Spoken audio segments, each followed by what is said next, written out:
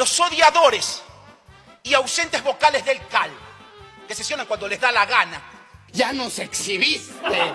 Ya. Señores del CAL, dejen de solapar a Mario Godoy, dejen de solapar a los consejeros del Consejo de Participación Ciudadana y Control Social. Ahora sí viene lo chido. Sí, gobierno de hipócritas. Sí, gobierno de hipócritas. ¡Ay, qué feo le dijo! Señora Destrozan asambleísta. lo público para darle músculo a sus negocios privados. Asambleísta, por tercera vez le siguen pido que se remita al punto de debate o su intervención Gracias. termina. ¿Qué? ¿Estás retándome? Señor presidente, ustedes se creen los dueños del país, pero lo que ustedes le tienen Su es intervención odio terminó, al señor país. asambleísta.